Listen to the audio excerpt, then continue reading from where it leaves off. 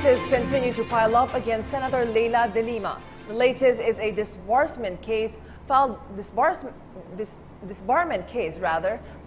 by anti-crime advocates with the Supreme Court.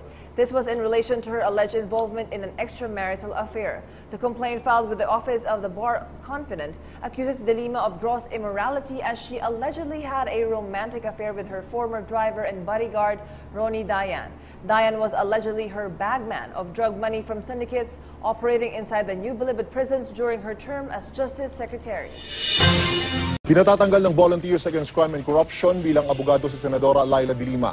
Gross immorality at paglabag sa Code of Professional Responsibility ang pinagbasehan ng disbarment case na inihain sa Supreme Court ni Dante Jimenez, Sandra Cam at dating NBI Department Directors Ruel Lasala at Reynaldo Esmeralda. Kabilang sa mga nakasaad sa reklamo ang immoral daw na pakikipagrelasyon ni De Lima sa kanyang dating driver at bodyguard na si Ronnie Dayan.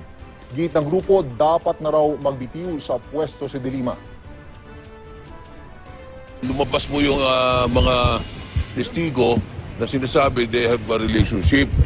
At isa pa, may marriage contract po kami pinakita dito na magpapatunay itong si Ronnie Dayan ay kasal pa. As a public servant and the senator at that, bawal po yun. Lawyer ka pa naman. Sagot naman ng senadora, bahagi ito ng isang circus. Tinawag niyang clown si Jimenez na tila obsessed daw na masali sa mga balita. Sa halip na hanapin ang katotohanan at bigyan ng hustisya ang hindi pa nare-resolbang mga patayan na may kinalaman umano sa droga. Nauwi sa habulan at barilan ng drug raid sa isang motel. Ang drug pusher umano na target ng mga pulis, arestado. Nakatutok si Cesar Apolinario, exclusive. Pasag ang windshield at flat ang mga gulong ng kotseng ito sa Commonwealth Avenue, Quezon City pasado 2:00 ng madaling araw. Ayon sa pulisya, target nila ang umano'y drug pusher na si Leslie Cruz.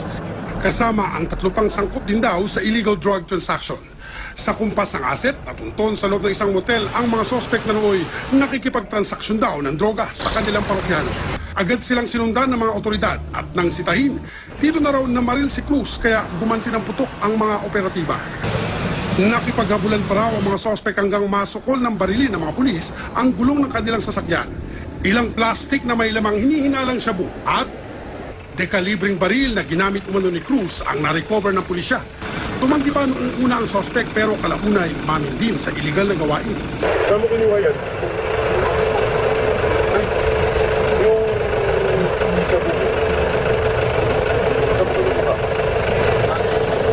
Binalikan ng pulisya ang motel para kumalap ng karagdagang ebidensya lalo't pag-amin daw ng mga sospek sa mga motel na sila nakikipagtransaksyon para iwas huli. Cesar Apolinario, nakatutok, 24 oras.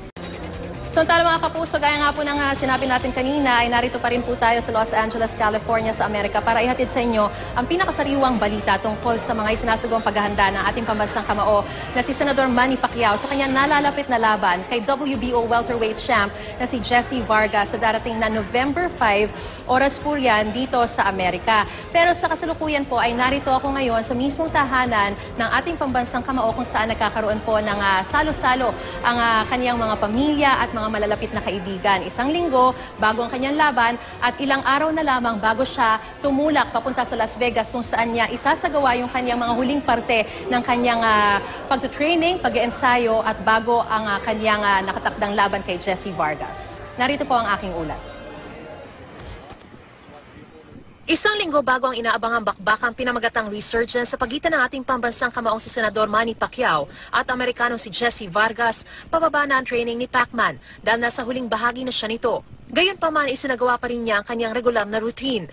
Sinimulan niya kaninang bandang 6:00 ng umaga ang pag-jogging paakyat muli ng Griffith Park. Pinagsasalitan kasi niya ang pataas na terrain at patag na lugar sa kanyang pag-iensayo. Nag-shadow boxing at saka nag-sit-ups. Pagdating ng hapon, balik wildcard gym si Pacman. Tila walang kapaguran naman siyang nag-shadow boxing at sit-ups. Bagamat hindi raw birong makalaban si Jessie Vargas, handa na raw siya rito lalo't nanumbalik daw ngayon ang lakas ng kanyang mga suntok. Vargas is a very courageous fighter. He will attack Manny. And because he will, that plays to Manny's strength. Because a guy who is on the attack makes himself vulnerable to being knocked out. So as I've been telling everybody, I don't really know who's going to win the fight.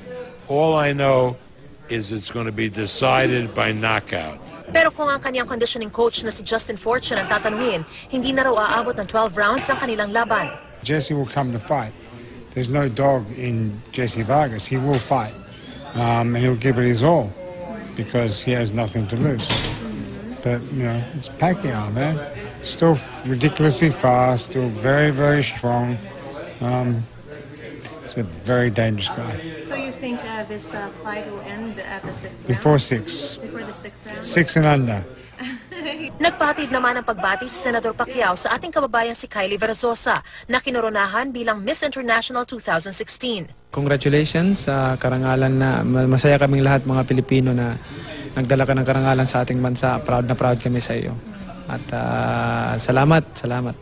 Natutuwa naman si Pacquiao sa sinabi ni Pangulong Rodrigo Duterte na kinausap siya ng Panginoon kaya iiwasan na raw niyang magmura. Ang Panginoon yung nagbibigay sa atin ng strength to change. Mula sa kanyang biyahe sa Brunei at China noong nakaraang linggo, naging produktibo rin ang linggong ito para kay Pangulong Rodrigo Duterte sa harap ng kanyang matagumpay na 3-day official visit sa Japan, kung saan 5 kasunduan sa pagitan ng Pilipinas at Japan ang kanilang pinagtibay ni Japanese Prime Minister Shinzo Abe. Maliban dito, nakapag-uwi rin ang Pangulo ng bilyon-bilyong pisong halaga ng investment na malaki ang may tutulong sa pagpapabuti ng pamumuhay ng mga Pilipino. Ang lahat ng yan ating balikan sa report ni Sweden Velado. Sa pagsisimula ng linggong ito, agad na nilinaw ng palasyo ng Malacanang na walang relasyon na tuluyang pinuputol sa pagitan ng Pilipinas at Estados Unidos, lalo na sa aspeto ng ekonomiya. Tiniyak din ng palasyo na hindi kailangang mangamban ng mga dayuhang negosyante, partikular yung mga nasa BPO industry, na kailangan na nilang mag-alsabalutan palabas ng Pilipinas dahil sa naging pahayag ng Pangulo na putulin ang alyansa natin sa Amerika. Ang malinaw ayon sa palasyo ay hindi pagpabor ng Pangulo sa joint military exercises ng Pilipinas at Amerika. Subalit bukod dito, mananatiling matatag ang iba pa mga kasunduan sa pagitan ng dalawang bansa. Araw ng Martes, tumulak patungong Japan si Pangulong Rodrigo Duterte para sa 3 araw na official visit. Matatandaang personal na inimbitahan ang Pangulo ni Japanese Prime Minister Shinzo Abe nang kapwa sila dumalo sa ASEAN Summit sa Vientiane, Laos noong nakaraang Setyembre. Una nang inilarawan ni Abe si Pangulong Duterte bilang rockstar dahil sa kanyang makulay na personalidad. Bago umalis, isang Japanese correspondent ang nagtanong sa Pangulo kung mas panig ba ito sa China o Japan. At ito naman ang nakatutuwang sagot ng Pangulo. Between China and Japan, I think I love the Philippines more. Kasama sa Philippine delegation sa Japan sina House Speaker Pantaleon Alvarez, Executive Secretary Salvador Medialdea, Foreign Affairs Secretary Perfecto Yasay at mga kalihim at pinuno ng iba't ibang ahensya ng gobyerno. Pagdating sa Japan, unang hinarap ng Pangulo ang Filipino community doon. Sabik at labis na kagalakan ang nadama ng ating mga kababayan sa Japan na nagbigay ng landslide vote kay Pangulong Rodrigo Duterte noong panahon ng eleksyon. Mr. President, we are all very excited to have you here in Japan. The Filipino peoples who reside here, our Filipino community, has long awaited your arrival.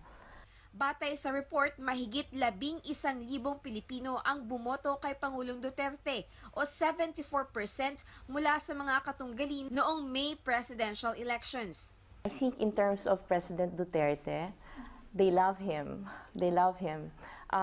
He actually garnered a very high rating when he won the elections here. Very, very high. And a lot of Filipinos have in fact been asking me personally kung kailan na siya dadating, matagal na siyang inaantay. So this visit is something that excites them tremendously. So they so look forward to seeing him here. Ayon nga sa Pilipinang nagtatrabaho at nagkapamilya na sa Japan, noon lang siya nakakita ng ganoong kalaking suporta ng Filipino community sa Pangulo ng Pilipinas. Grabe ngayon ko lang nakita na ganong katindi ang kanilang suporta, no? Grabe, iba talaga. Kaya minsan nung hindi tutuloy, siyempre maraming nalulungkot, tawagan, more on communications kami. But we prayed, no, na Lord, hipuin niyo po ang aming presidente, ganon. And until now, we're still praying for him. Miyerkules kinabukasan, hayagang sinabi ng Pangulo sa naganap na Philippine Economic Forum at sa harap ng 1,000 Japanese investors na bukas sa pagnenegosyo at pamumuhunan ang Pilipinas. Ang Japan, ang pinakamalaking trading partner ng Pilipinas. Umaabot sa $12 billion ang ini-export nating produkto sa Japan. Kabilang sa mga inilatag ang kooperasyon sa larangan ng infrastruktura, modernizing agriculture, trade and investment, dagdag puhunan sa economic zones at turismo. $180 billion ang inilaan ng Duterte administration na budget sa infrastructure sa loob ng 6 na taon. Binigyang diin sa forum na ang Pilipinas ay nananatiling fastest growing economy sa Asia na may napapanatiling stable credit ratings, kaya naman 6 to 7% economic growth ang inaasahan ngayong taon. Kinilala naman ni Mamoru Sekiyama, Chairman of the Board of the Philippine Society of Japan, ang kumpiyansa sa pamumuhunan sa Pilipinas. Samantala, sa pinakaaabangang pagkikita nila Pangulong Duterte at Japanese Prime Minister Shinzo Abe, mas pinalakas pa ng Pilipinas at Japan ang relasyon sa larangan ng depensa at ekonomiya. Malugod ang naging pagtanggap ng pamahalaan ng Japan kay Pangulong Duterte at delegasyon nito kasabay ng pagdiriwang ng ika-60 anibersaryo ng diplomatikong relasyon ng dalawang bansa. 5 kasunduan ang pinagtibay sa larangan ng Information and Communications Technology, Agribusiness, Maritime Safety sa Philippine Coast Guard, Loan Agreement Facility sa Maritime Safety, at proteksyon sa Philippines-Japan Coast Guard at ang Memo of Implementation ng Defense Equipment na TC-90. Suportado rin ng dalawang lider ang pagpapanatili ng kaayusan at pagresolba sa mapayapang paraan ng territorial disputes sa South China Sea. Kaya't walang mababago sa posisyon ng Pilipinas sa usapin ng agawan ng teritoryo alinsunod sa United Nations Convention on the Law of the Sea o UNCLOS at sa desisyon ng UN Arbitral Tribunal. The Philippines will continue to work closely with Japan on issues of common concern in the region and uphold the shared values of democracy, adherence to the rule of law, and the peaceful settlement of disputes, including the South China Sea. Kinilala naman ni Prime Minister Shinzo Abe ang pagbabalik sa normal na relasyon ng Pilipinas at China matapos ang pagdalaw ng Pangulo. Ipinaabot rin ito ang commitment ng Japan sa counter-terrorism ng Pilipinas. The South China Sea issue is a matter of interest for the entire global community that is directly linked to regional peace and stability.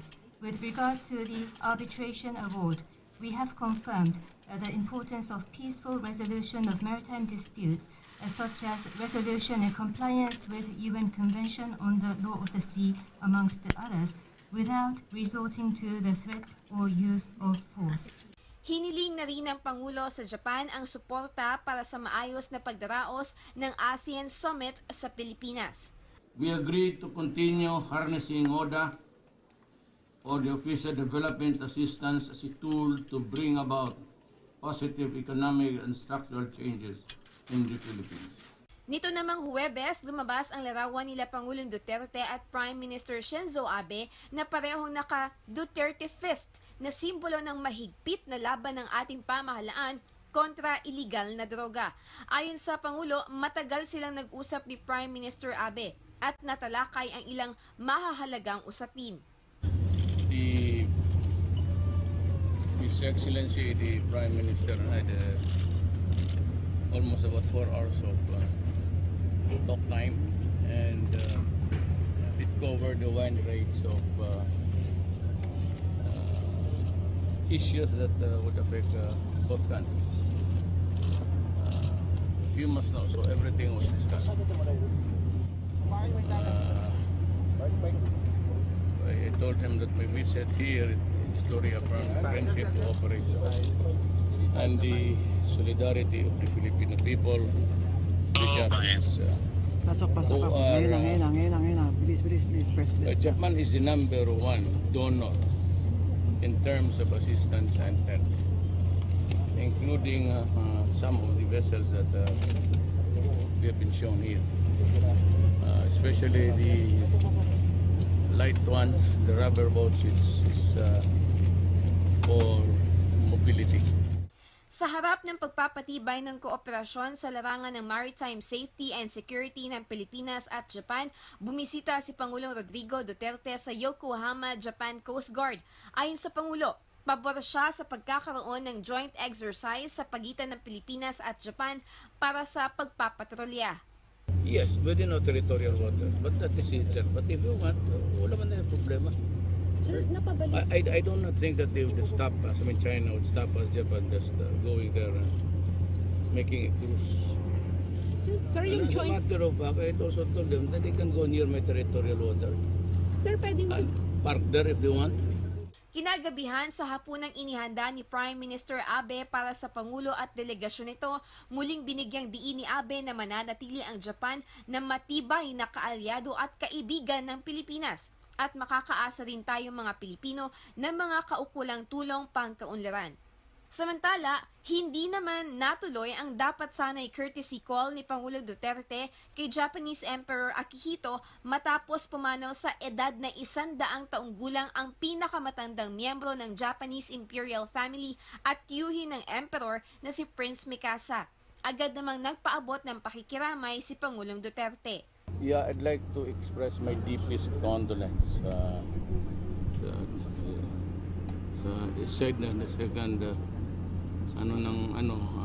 sana and the protocol officer na wag na lang muna ako magpunta doon because they are in and I respect that because I would ask for the same maybe a request if ever in issues.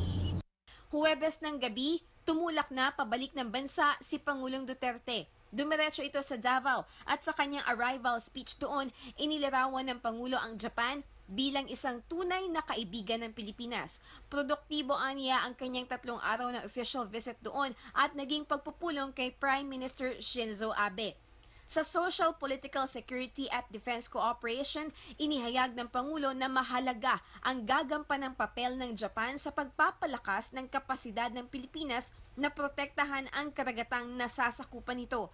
Bibili ang Pilipinas ng karagdagang gamit na hindi lang magagamit laban sa pamimirat at terorismo sa karagatan, kundi maging sa pagresponde tuwing may kalamidad.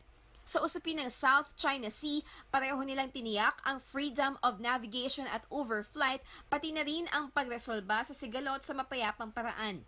Sa ekonomiko naman, nananatiling top trading partner ng bansa ang Japan matapos makakuha ng bilyong dolyar na halaga ng business deals para sa sektor ng manufacturing at agrikultura. May mga proyekto ring ipatutupad ang Japan para sa ating hinahangad na pag-unlad ng lahat at kapayapaan sa Mindanao. In all my interactions in Japan, it was clear to me and to everyone that Japan is and will always be a true friend of the Philippines. Samantala, nangako na rin ang Pangulo na hindi na ito magmumura at magbibitiw ng maaanghang na salita matapos aniyang marinig ang tinig ng Panginoon na kinausap siya habang nasa biyahe pabalik ng Pilipinas. Bagay na ipinagpapasalamat naman ni Senador Alan Peter Cayetano na kasama ng Pangulo sa Japan. Ayon sa mambabatas, maituturing ang answered prayer ito. For me, it's really answered prayer. The president was really tired. He slept more on the way home than there. But every time he'd wake up, behind him is Sekbong, dito sa kabilang side. I kept seeing him na ganon nakaganon, tapos nag-iisip. And this is the first trip I've been on in the last 4 or 5 trips. Alone lang, except yung kain niya. And then, nakaganon talaga in everything, no? But he also said another significant thing. He said yesterday, aside, the most significant really is that he said he felt it was a message from God. Para sa PTV News, Sweden Velado.